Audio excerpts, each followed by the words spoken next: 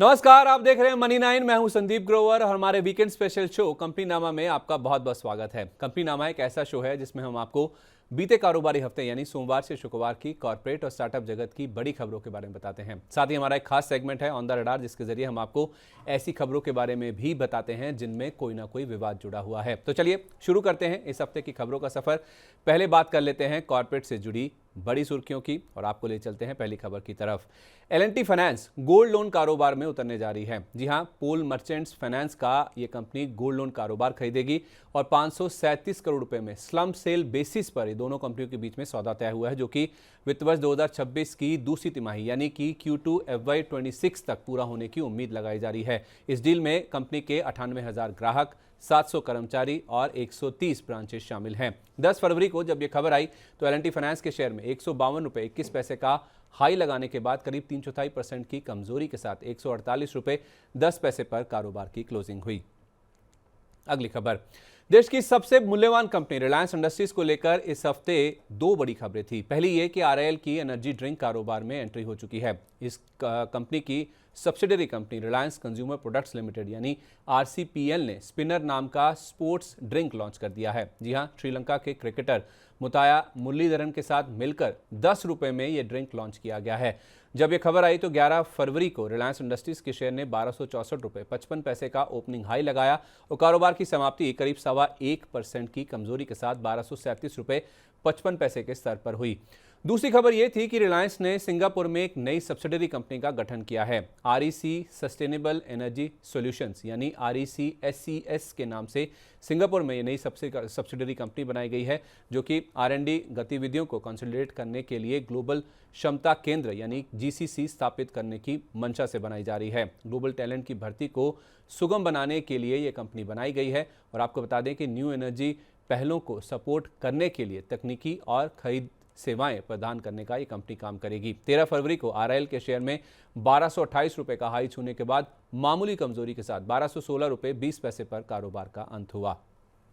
अगली खबर, electric vehicle बनाने वाली देश की सबसे बड़ी कंपनी ओला इलेक्ट्रिक के बड़े बयान के बावजूद शेयर में गिरावट थमने का नाम नहीं ले रही है। कंपनी के CEO भाविश अग्रवाल की ओर से बयान आया कि अगले 6 महीने में मासिक बिक्री यानी कि मंथली सेल्स का जो रन रेट है उसमें तेज उछाल देखने को मिल सकता है।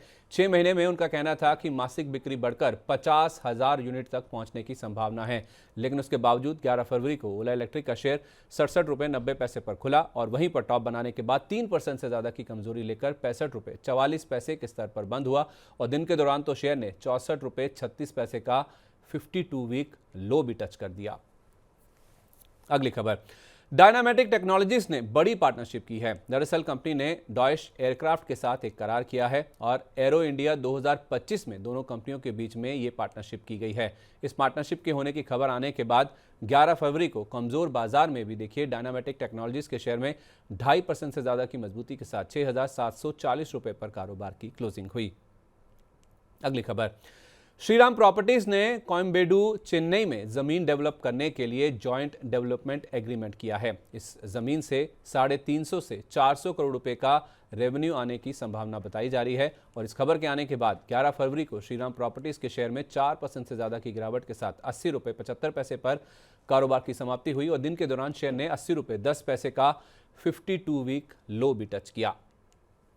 अगली खबर, तीसरी तिमाही के नतीजों के साथ आयशर मोटर्स के बोर्ड ने कई अहम फैसले लिए हैं। कंपनी ने सिद्धार्थ लाल को एग्जीक्यूटिव चेयरमैन नियुक्त किया है और चेयरमैन S सांडिलिया के रिटायरमेंट के बाद सिद्धार्थ लाल की नियुक्ति की गई है। इसके अलावा विनोद अग्रवाल को कंपनी का वाइस चेयरमैन नियुक्त किया गया है, जो कि पहले से ही VECV के MD एंड CEO हैं और वो उस पद पर बने रहेंगे। साथ ही साथ B गोविंद राजन को कंपनी का मैनेजिंग डायरेक्टर यानी कि MD नियुक्त किया गया है। वो पहले से ही रॉयल एनफील्ड के CEO के पद पर हैं और वो उस पद पर बरकरार रहेंगे। जब ये खबर आई तो नतीजों का इम्पैक्ट ज़्यादा शेयर में देखने को मिला और आयशर मोटर्स के शेयर में करीब 7.25% की गिरावट के साथ 4,977.95 के स्तर पर कारोबार की समाप्ति देखने को मिली। अगली खबर, TVS मोटर कर्नाटक में बड़ा निवेश करने जा रही है। असल में कर्नाटक सरकार के साथ इस कंपनी ने एक MOU साइन किया है, जिसके तहत अगले 5 साल में इस राज्य में कंपनी की ओर से 2000 करोड़ रुपए का निवेश किया जाएगा। ग्लोबल कैपेबिलिटी सेंटर यानी कि GCC स्थापित करने और अपने उत्पादन को बढ़ाने के चलते ये जो निवेश है वो कंपनी की ओर से किया जाएगा। 12 फरवरी को जब ये खबर आई तो टीवीएस मोटर के शेयर में 2,420 रुपए का लो लगाने के बाद मामूली कमजोरी के साथ 2,483 रुपए 80 पैसे पर कारोबार की क्लोजिंग हुई। अगली खबर, साइंट डीएलएम ने एरोस्पेस सेक्टर में global leader Boeing global services के साथ उत्पादन करार किया, यानी कि प्रोडक्शन एग्रीमेंट किया है। Precision machined parts and assemblies के लिए दोनों कंपनियों के बीच में यह करार हुआ है और ये साझेदारी दोनों कंपनियों के लिए एक अहम माइलस्टोन के तौर पर काम करेगी। 12 फरवरी को कमजोर बाजार में भी जब यह खबर आई तो साइंट डीएलएम के शेयर में करीब 4.5% की बढ़त के साथ 440 रुपए 40 पैसे पर कारोबार की क्लोजिंग हुई। हालांकि शुरुआती कारोबार में शेयर 421 रुपए तक भी फिसल गया था। अगली खबर, सरकारी कंपनी बीईएमएल ने दक्षिण कोरिया की कंपनी एसटीएक्स इंजन फॉर्ज के साथ एक स्ट्रेटेजिक पार्टनरशिप की है। एडवांस डिफेंस और मरीन इंजन सॉल्यूशंस के लिए दोनों कंपनियों के बीच में यह पार्टनरशिप की गई है और इसके तहत ये दोनों कंपनियां मिलकर बैटल टैंक और मेरीन इंजन की मैन्युफैक्चरिंग करेंगी। करार में इंजन कंपोनेंट्स की सर्विसिंग के साथ साथ मेंटेनेंस यानी कि रखरखाव का काम भी शामिल है। 12 फरवरी को बीईएमएल के शेयर में 2,784 रुपए का लो लगाने के बाद 2% से ज्यादा की कमजोरी के साथ 2,880 रुपए पर कारोबार की क्लोजिंग हुई। अगली खबर, देश की तीसरी सबसे बड़ी टेलीकॉम कारोबार से जुड़ी कंपनी वोडाफोन आइडिया इस हफ्ते 2 से 3 खबरों के चलते फोकस में रही। पहली ये कि डीओटी यानी कि डिपार्टमेंट ऑफ टेलीकम्युनिकेशंस ने इस कंपनी से 6,090 करोड़ रुपए की बैंक गारंटी की मांग की है। 2015 में मिले स्पेक्ट्रम के चलते ये बैंक गारंटी की मांग की गई है। हालांकि दिसंबर 2024 में कंपनी ने कहा था कि 2021 तक के स्पेक्ट्रम के लिए बैंक गारंटी की जरूरत नहीं है। हाल ही में इनफैक्ट डीओटी ने 24,800 करोड़ रुपए की बैंक गारंटी से इस कंपनी को राहत भी दी थी। दूसरी खबर यह थी कि मार्च तक कंपनी की नेटवर्क विस्तार पर 10,000 करोड़ रुपए खर्च करने की योजना है।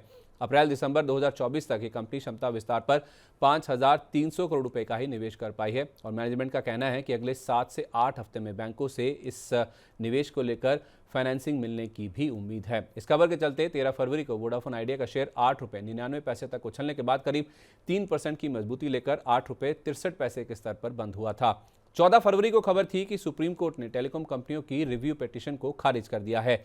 एजीआर बकाये के कैलकुलेशन में करेक्शन के लिए इन कंपनियों की ओर से यह अर्जी दाखिल की गई थी और सुप्रीम कोर्ट के फैसले से इन कंपनियों के पास अब कोई कानूनी विकल्प नहीं बचा है। इसके चलते कंपनी पर करीब 25,000 करोड़ रुपए का संभावित भार बढ़ता हुआ दिखेगा। 14 फरवरी को वोडाफोन आइडिया के शेयर में 5% से ज्यादा की गिरावट के साथ कारोबार की क्लोजिंग हुई।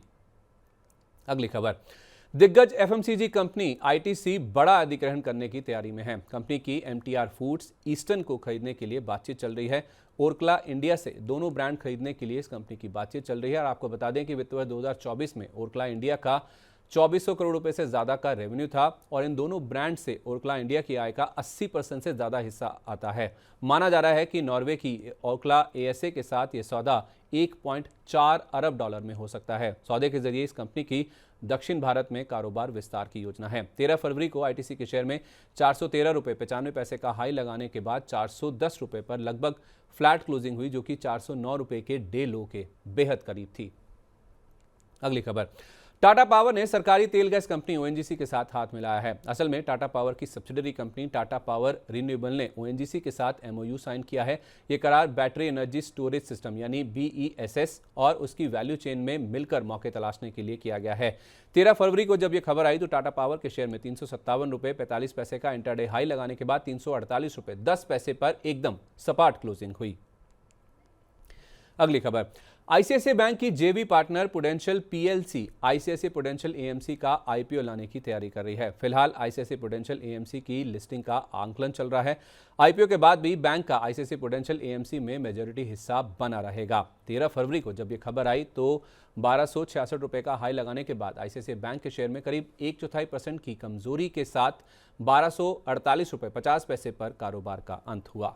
अगली खबर, वक्रांगी के लिए आरबीआई से इस हफ्ते एक अच्छी खबर आई है। दरअसल आरबीआई ने कंपनी की ऑथराइजेशन की वैलिडिटी यानी मियाद को आगे बढ़ा दिया है। आरबीआई ने 31 मार्च 2026 तक इस कंपनी की जो डेडलाइन है उसे आगे बढ़ा दिया है। भारत में व्हाइट लेबल एटीएम्स सेटअप और ऑपरेट करने की जो मियाद है उसको बढ़ा दिया गया है और आपको बता दें कि 31 जनवरी 2025 तक कंपनी के पास 6035 व्हाइट लेबल एटीएम्स मौजूद हैं। 13 फरवरी को वक्रांगी के शेयर में 15 रुपए 81 पैसे के स्तर पर 5% के अपर सर्किट पर जाकर कारोबार की क्लोजिंग हुई। अगली खबर, एयू स्मॉल फाइनेंस बैंक में टेमेसेक की यूनिट हिस्सा बढ़ाने जा रही है। जी हां, टेमेसेक की जूलिया इन्वेस्टमेंट्स बैंक में अतिरिक्त हिस्सेदारी खरीदेगी। इसके लिए आरबीआई ने 7% तक अतिरिक्त हिस्सा खरीदने को मंजूरी दे दी है।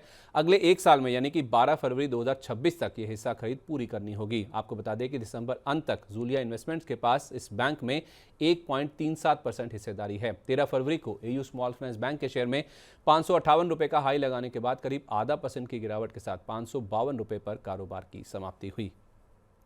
अगली खबर, महिंद्रा लाइफ साइंसेज के बोर्ड ने राइट्स इशू के जरिए रकम जुटाने को मंजूरी दे दी है। राइट्स इशू के जरिए इस कंपनी की 1500 करोड़ रुपए तक जुटाने की योजना है। राइट्स इशू की रिकॉर्ड डेट को लेकर अभी तक फैसला नहीं हुआ है, लेकिन माना जा रहा है कि ये फैसला बहुत जल्द बोर्ड की ओर से लिया जा सकता है। 14 फरवरी को महिंद्रा लाइफ साइंसेज के शेयर में करीब 3% की कमजोरी के साथ 348 रुपए 40 पैसे पर कारोबार की क्लोजिंग देखने को मिली। तो ये थी बीते कारोबारी हफ्ते की कॉर्पोरेट जगत से जुड़ी बड़ी सुर्खियां। चलिए अब रुक करते हैं कॉर्पोरेट जगत की ऐसी खबरों का जिनमें कोई ना कोई विवाद जुड़ा हुआ है। चलते हैं हमारे खास सेगमेंट ऑन द रडार की तरफ और आपको ले चलते हैं पहली खबर की तरफ। तिलकनगर इंडस्ट्रीज के शेयर में इस हफ्ते 20% का निचला सर्किट लग गया। दरअसल बॉम्बे हाईकोर्ट ने मेंशन हाउस ब्रांड से जुड़ी इस कंपनी की अर्जी को खारिज कर दिया। दूसरी कंपनियों की ओर से ब्रांड के इस्तेमाल पर इस कंपनी ने आपत्ति जाहिर की थी, जिसको सुप्रीम कोर्ट ने खारिज कर दिया। लेकिन आपको बता दें कि 1983 से मेंशन हाउस और सेवॉय क्लब ब्रांड के तहत ये कंपनी अपने प्रोडक्ट्स बेचती आ रही है। 10 फरवरी को जब ये खबर आई तो तिलकनगर इंडस्ट्रीज के शेयर में 20% के निचले सर्किट पर 293 रुपए 20 पैसे के स्तर पर कारोबार की क्लोजिंग देखने को मिली।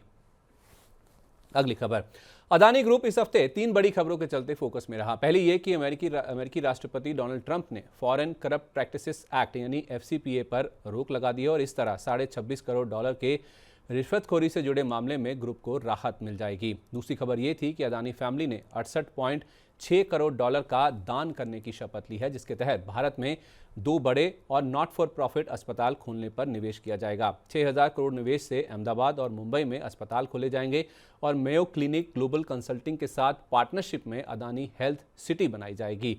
इस पहल से हेल्थ केयर इंफ्रा में सुधार होगा और टॉप मेडिकल सुविधाएं स्थापित करने की कंपनी की मंशा है। 11 फरवरी को अदानी एंटरप्राइजेस और अदानी पावर को छोड़ अदानी ग्रुप के सभी शेयर लाल निशान के साथ बंद हुए और अदानी एंटरप्राइजेस का शेयर करीब 1.5% की मजबूती लेकर बंद हुआ। 13 फरवरी को खबर आई कि अदानी की इमेज सुधारने में ट्रंप प्रशासन के लोग मदद करेंगे और अमेरिका में अदानी समूह के निवेश पर काम शुरू हो चुका है। साथ ही खबर यह भी थी कि अदानी ग्रीन ने श्रीलंका में 484 मेगावाट का विंड पावर प्रोजेक्ट छोड़ दिया है। कानूनी विवाद और पर्यावरण चिंताओं के चलते ये विवादास्पद यानी कि कंट्रोवर्शियल प्रोजेक्ट छोड़ दिया गया है। इनफैक्ट श्रीलंका सरकार ने पावर परचेस एग्रीमेंट को रद्द करने का फैसला लिया है। 13 फरवरी को अदानी विल्मर और अंबुजा सीमेंट्स को छोड़ अदानी ग्रुप के सभी शेयर लाल निशान के साथ बंद हुए और ग्रुप की फ्लैगशिप कंपनी अदानी एंटरप्राइजेस का शेयर सबसे ज्यादा करीब 5% गिरकर 2237 रुपए 45 पैसे के स्तर पर जाकर बंद हुआ। अगली खबर, रेलिगेयर एंटरप्राइजेस को लेकर इस हफ्ते बड़े अपडेट आ रहे हैं। कंपनी की एग्जीक्यूटिव चेयरपर्सन रश्मि सलूजा 7 फरवरी से डायरेक्टर पद पर नहीं रही। डायरेक्टर पद पर पुनर्नियुक्ति को शेयर होल्डर्स ने मंजूरी नहीं दी है, जिस वजह से वो डायरेक्टर के पद पर अब नहीं रही हैं। इनफैक्ट कंपनी ने गुरुवार 13 फरवरी की शाम को स्टॉक एक्सचेंजेस को इस घटनाक्रम के बारे में जानकारी दी है। निवेशकों ने पिछले हफ्ते हुई एजीएम में एजेंडा से डायरेक्टर पद से हटाने की आइटम को डिलीट करने का इनके ऊपर आरोप लगाया था।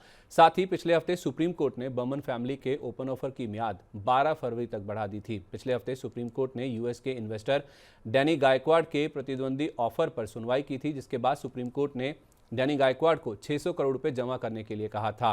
12 फरवरी तक डैनी गायकवाड को कैश डिपॉजिट या बैंक गारंटी देने के लिए कहा गया था, लेकिन 12 फरवरी तक 600 करोड़ रुपए की रकम जमा करने में डैनी गायकवाड विफल रहे हैं। इसके अलावा बोर्ड ने प्रवीण कुमार त्रिपाठी को 30 जून तक चेयरपर्सन नियुक्त किया है। वो आपको बता दें कि प्रवीण कुमार त्रिपाठी फिलहाल कंपनी के नॉन एग्जीक्यूटिव इंडिपेंडेंट डायरेक्टर हैं। 14 फरवरी को रेलिगेयर एंटरप्राइजेस के शेयर में 247 रुपए 34 पैसे का हाई लगाने के बाद पूरी बढ़त गंवाकर करीब 1% की गिरावट के साथ कारोबार की क्लोजिंग हुई। अगली खबर, कोटक महिंद्रा बैंक के लिए इस हफ्ते आरबीआई से एक राहत की खबर आई है। दरअसल आरबीआई ने बैंक पर लगे सुपरवाइजरी प्रतिबंध को हटा दिया है। आरबीआई के फैसले के बाद ये बैंक नए क्रेडिट कार्ड जारी कर सकता है। साथ ही ऑनलाइन और बैंकिंग चैनल्स के जरिए भी नए ग्राहकों की ऑनबोर्डिंग की जा सकेगी। 24 अप्रैल 2024 को आरबीआई ने इस बैंक के ऊपर सुपरवाइजरी प्रतिबंध लगाए थे, जिसको अब हटा दिया गया है। 13 फरवरी को कोटक महिंद्रा बैंक के शेयर ने ₹1,992.80 की 52 हफ्ते की ऊंचाई को छुआ, पर क्लोजिंग करीब 1% की बढ़त के साथ ₹1964.75 के स्तर पर जाकर हुई। अगली खबर, पेटीएम की स्टॉक ब्रोकिंग कारोबार से जुड़ी सब्सिडरी कंपनी पेटीएम मनी ने सेबी के साथ मामला सुलझा लिया है। असल में सेबी ने पेटीएम मनी पर सेटलमेंट ऑर्डर पारित किया है। मामले को सुलझाने के लिए 45.5 लाख रुपए का सेटलमेंट अमाउंट इस कंपनी की ओर से भरा जाएगा। 24 जुलाई 2024 को सेबी ने इस कंपनी को एक शो कोज नोटिस भेजा था, जिसमें तकनीकी गड़बड़ी से जुड़े फ्रेमवर्क पर निर्देशों को ना मानने की बातचीत की गई थी। और अब अगर आप देखेंगे तो इस कंपनी के ऊपर ये ऑर्डर पारित किया गया है। 14 फरवरी को शेयर में ₹769.45 का शुरुआती हाई लगाने के बाद ₹726.65 पर करीब 4% की कमजोरी के साथ कारोबार की क्लोजिंग देखने को मिली। तो आज के एपिसोड में बस इतना ही। खबरों के सिलसिले को यहीं पर विराम देते हैं, पर अगले शनिवार को आपसे फिर मुलाकात होगी इसी समय नई खबरों के साथ। तब तक आप देखते रहिए मनी 9 को। और हाँ, आपको हमारा इस हफ्ते का शो कैसा लगा, नीचे कमेंट बॉक्स में अपनी राय हमारे साथ ज़रूर शेयर करें। अगर आपको इस हफ्ते का शो अच्छा लगा है तो अपने दोस्तों, सहयोगियों और रिश्तेदारों को भी इस वीडियो का लिंक ज़रूर शेयर करें। नमस्कार, हैप्पी वीकेंड।